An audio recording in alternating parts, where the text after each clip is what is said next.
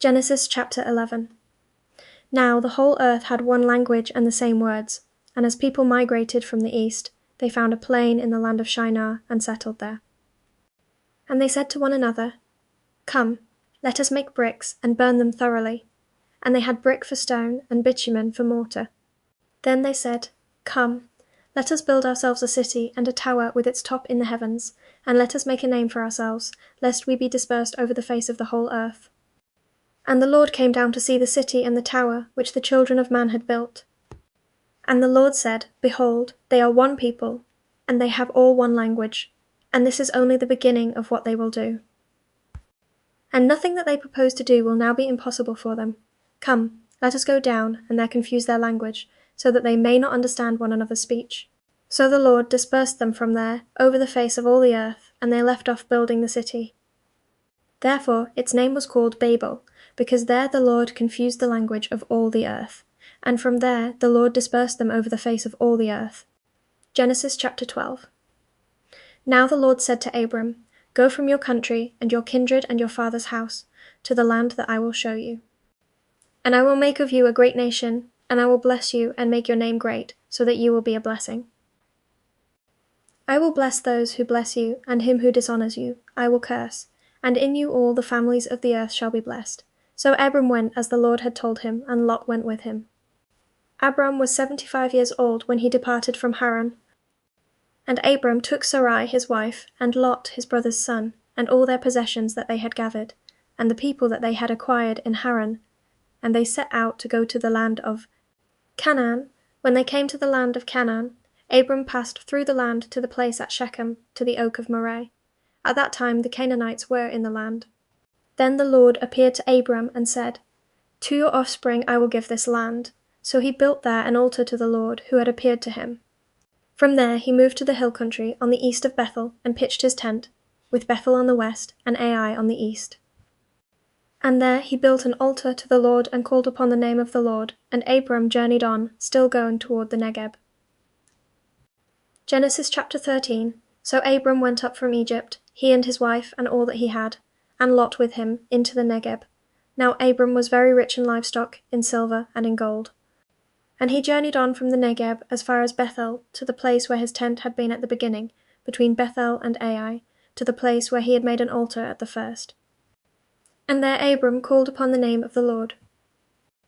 And Lot, who went with Abram, also had flocks and herds and tents, so that the land could not support both of them dwelling together, for their possessions were so great that they could not dwell together, and there was strife between the herdsmen of Abram's livestock and the herdsmen of Lot's livestock. At that time the Canaanites and the Perizzites were dwelling in the land. Then Abram said to Lot, "Let there be no strife between you and me, and between your herdsmen and my herdsmen, for we are kinsmen. Is not the whole land before you? Separate yourself from me. If you take the left hand, then I will go to the right, or if you take the right hand, then I will go to the left." Genesis chapter 14. In the days of Amraphel king of Shinar, Arioch king of Elasar, Chedorlaomer king of Elam, and Tidal king of Goyim, these kings made war with Bera king of Sodom, Birsha king of Gomorrah, Shinab king of Admah, Shemaba king of Zeboiim, and the king of Bela, that is, Zoar, and all these joined forces in the valley of Siddim, that is, the Salt Sea. 12 years they had served Chedorlaomer, but in the 13th year they rebelled. In the 14th year, Chedorlaomer and the kings who were with him came and defeated the Rephaim in Ashtaroth-Karnaim, the Zuzim in Ham, the Emim in Shaveh-Kiriathaim, and the Horites in their hill country of Seir as far as El-Paran on the border of the wilderness. Then they turned back and came to En-Mishpat, that is, Kadesh, and defeated all the country of the Amalekites, and also the Amorites who were dwelling in Hazazon Tamar. Genesis chapter 15.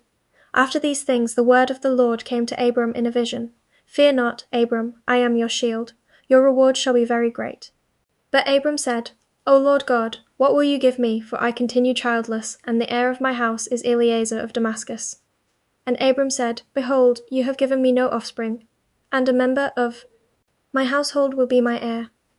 And behold, the word of the Lord came to him, "This man shall not be your heir, your very own son shall be your heir." And he brought him outside and said, "Look toward heaven, and number the stars, if you are able to number them." Then he said to him, "So shall your offspring be." And he believed the Lord, and he counted it to him as righteousness. Genesis chapter 16. Now Sarai, Abram's wife, had borne him no children. She had a female Egyptian servant, whose name was Hagar.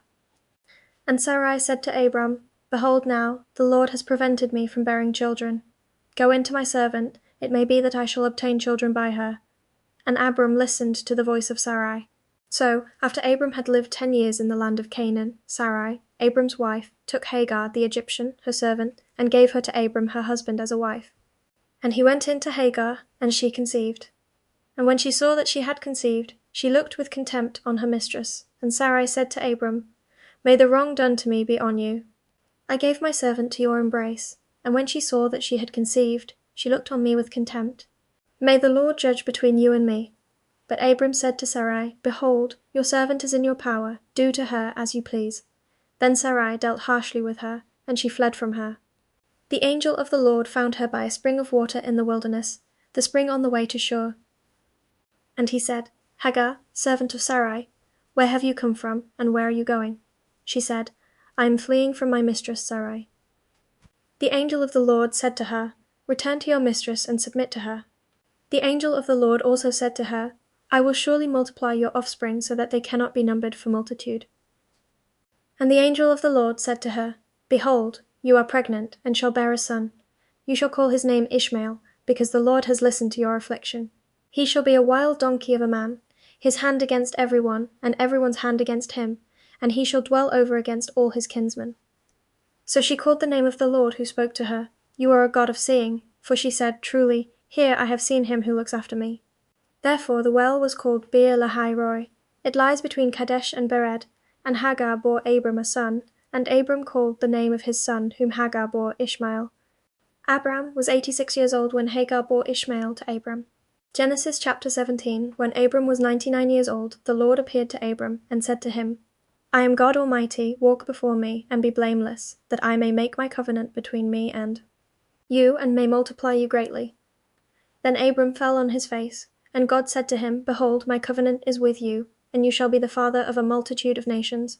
No longer shall your name be called Abram, but your name shall be Abraham, for I have made you the father of a multitude of nations. I will make you exceedingly fruitful, and I will make you into nations, and kings shall come from you. And I will establish my covenant between me and you and your offspring after you throughout their generations for an everlasting covenant, to be God to you and to your offspring after you. And I will give to you and to your offspring after you the land of your sojournings, all the land of Canaan, for an everlasting possession, and I will be their God. And God said to Abraham, As for you, you shall keep my covenant, you and your offspring after you throughout their generations. This is my covenant which you shall keep, between me and you and your offspring after you.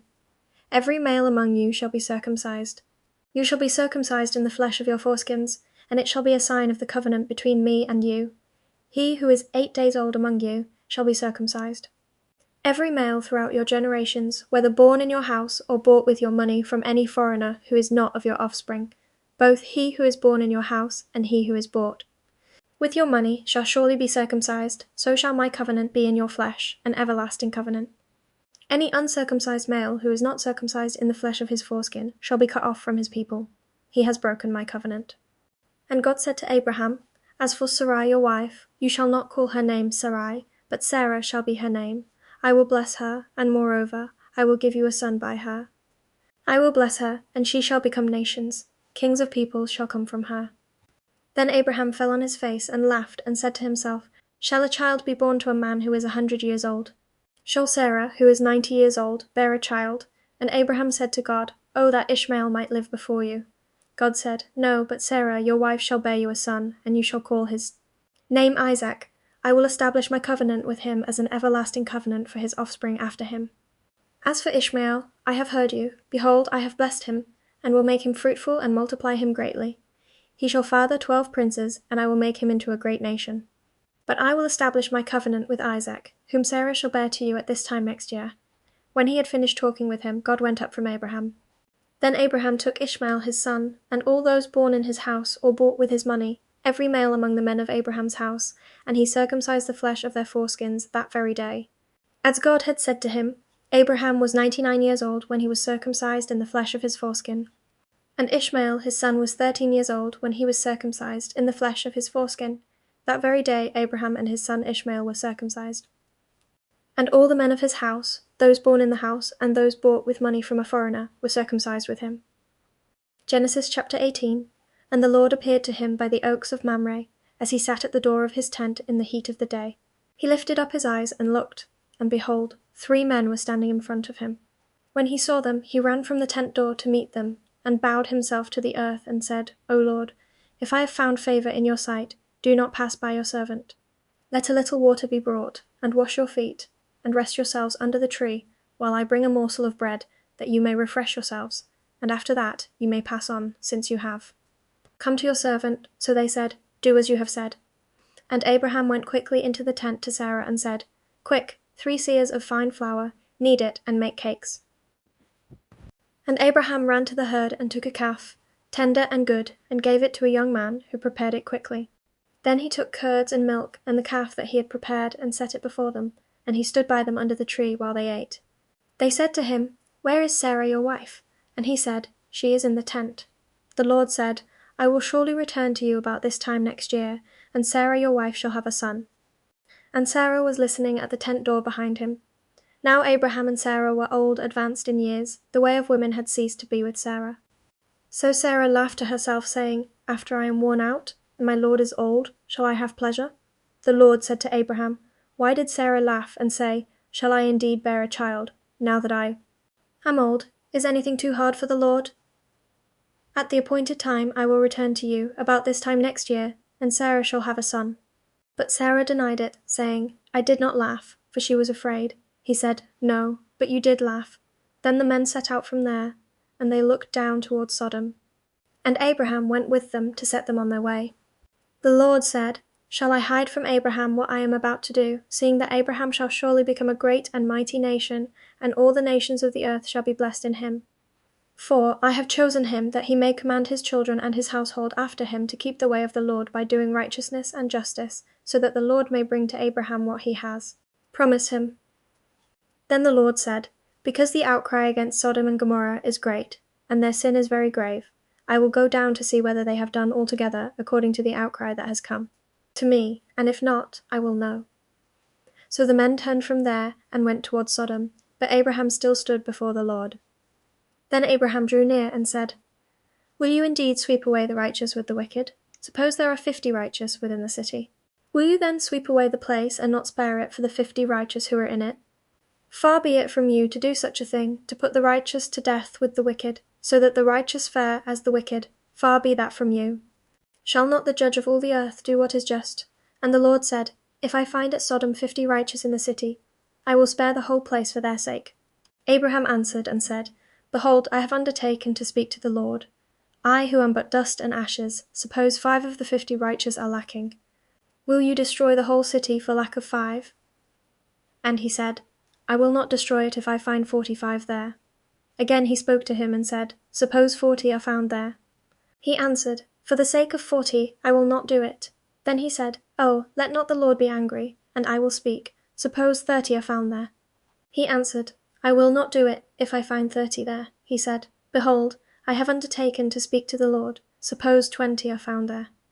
He answered, For the sake of 20 I will not destroy it. Then he said, Oh, let not the Lord be angry, and I will speak again but this once. Suppose 10 are found there. He answered, For the sake of 10 I will not destroy it. And the Lord went his way, when he had finished speaking to Abraham, and Abraham returned to his place. Genesis chapter 19. The 2 angels came to Sodom in the evening, and Lot was sitting in the gate of Sodom. When Lot saw them, he rose to meet them, and bowed himself with his face to the earth, and said, My lords, please turn aside to your servant's house, and spend the night, and wash your feet. Then you may rise up early and go on your way. They said, No, we will spend the night in the town square. But he pressed them strongly, so they turned aside to him, and entered his house. And he made them a feast, and baked unleavened bread, and they ate. But before they lay down, the men of the city, the men of Sodom, both young and old, all the people to the last man, surrounded the house. And they called to Lot, Where are the men who came to you tonight? Bring them out to us, that we may know them. Lot went out to the men at the entrance, shut the door after him, and said, I beg you, my brothers, do not act so wickedly. Behold, I have 2 daughters who have not known any man. Let me bring them out to you, and do to them as you please. Only do nothing to these men, for they have come under the shelter of my roof. But they said, Stand back. And they said, This fellow came to sojourn, and he has become the judge. Now we will deal worse with you than with them. Then they pressed hard against the man Lot, and drew near to break the door down. But the men reached out their hands and brought Lot into the house with them and shut the door. And they struck with blindness the men who were at the entrance of the house, both small and great, so that they wore themselves out, groping for the door. Then the men said to Lot, Have you anyone else here, sons-in-law, sons, daughters, or anyone you have in the city? Bring them out of the place. For we are about to destroy this place, because the outcry against its people has become great before the Lord, and the Lord has sent us to destroy it. So Lot went out and said to his sons-in-law, who were to marry his daughters, Up, get out of this place, for the Lord is about to destroy the city. But he seemed to his sons-in-law to be jesting. As morning dawned, the angels urged Lot, saying, Up, take your wife and your 2 daughters who are here, lest you be swept away in the punishment of the city. But he lingered. So the men seized him and his wife and his 2 daughters by the hand, the Lord being merciful to him, and they brought him out and set him outside the city. And as they brought them out, one said, Escape for your life. Do not look back or stop anywhere in the valley. Escape to the hills, lest you be swept away. And Lot said to them, Oh no, my lords. Behold, your servant has found favour in your sight, and you have shown me great kindness in saving my life. But I cannot escape to the hills, lest the disaster overtake me and I die. Behold, this city is near enough to flee to, and it is a little one. Let me escape there, is it not a little one? And my life will be saved, he said to him. Behold, I grant you this favour also, that I will not overthrow the city of which you have spoken. Escape there quickly, for I can do nothing till you arrive there. Therefore the name of the city was called Zoar. The sun had risen on the earth when Lot came to Zoar. Then the Lord rained on Sodom and Gomorrah sulphur and fire from the Lord out of heaven. And he overthrew those cities, and all the valley, and all the inhabitants of the cities, and what grew on the ground. But Lot's wife, behind him, looked back, and she became a pillar of salt. And Abraham went early in the morning to the place where he had stood before the Lord. And he looked down toward Sodom and Gomorrah, and toward all the land of the valley, and he looked, and behold, the smoke of the land went up like the smoke of a furnace. So it was that, when God destroyed the cities of the valley, God remembered Abraham, and sent Lot out of the midst of the overthrow, when he overthrew the cities in which Lot had lived. Now Lot went up out of Zoar, and lived in the hills with his 2 daughters, for he was afraid to live in Zoar. So he lived in a cave with his 2 daughters. And the firstborn said to the younger, Our father is old, and there is not a man on earth to come in to us after the manner of all the earth. Come, let us make our father drink wine, and we will lie with him, that we may preserve offspring from our father. So they made their father drink wine that night. And the firstborn went in and lay with her father. He did not know when she lay down or when she arose. The next day the firstborn said to the younger, Behold, I lay last night with my father. Let us make him drink wine tonight also. Then you go in and lie with him, that we may preserve offspring from our father. So they made their father drink wine that night also. And the younger arose and lay with him, and he did not know when she lay down or when she arose. Thus both the daughters of Lot became pregnant by their father. The firstborn bore a son and called his name Moab. He is the father of the Moabites to this day. The younger also bore a son and called his name Ben-Ammi. He is the father of the Ammonites to this day. Genesis chapter 20. From there Abraham journeyed toward the territory of the Negeb and lived between Kadesh and Shur, and he sojourned in Gerar. And Abraham said of Sarah his wife, She is my sister. And Abimelech king of Gerar sent and took Sarah. But God came to Abimelech in a dream by night, and said to him, Behold, you are a dead man because of the woman whom you have taken, for she is a man's wife. Now Abimelech had not approached her. So he said, Lord, will you kill an innocent people? Did he not himself say to me, She is my sister? And she herself said, He is my brother. In the integrity of my heart and the innocence of my hands I have done this. Then God said to him in the dream, Yes, I know that you have done this in the integrity of your heart, and it was I who kept you from sinning against me. Therefore I did not let you touch her.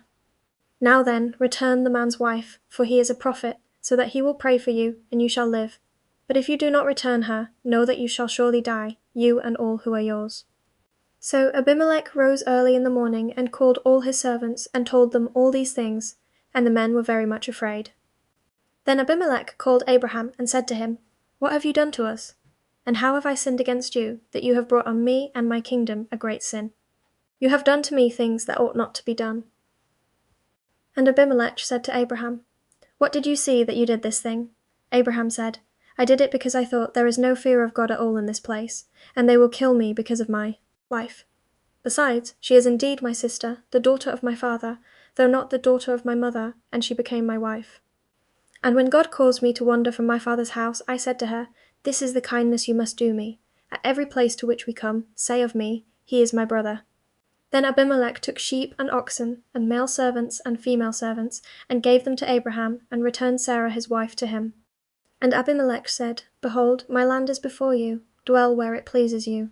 To Sarah he said, 'Behold, I have given your brother 1,000 pieces of silver. It is a sign of your innocence in the eyes of all who are with you, and before everyone you are vindicated.' Then Abraham prayed to God, and God healed Abimelech, and also healed his wife and female slaves, so that they bore children.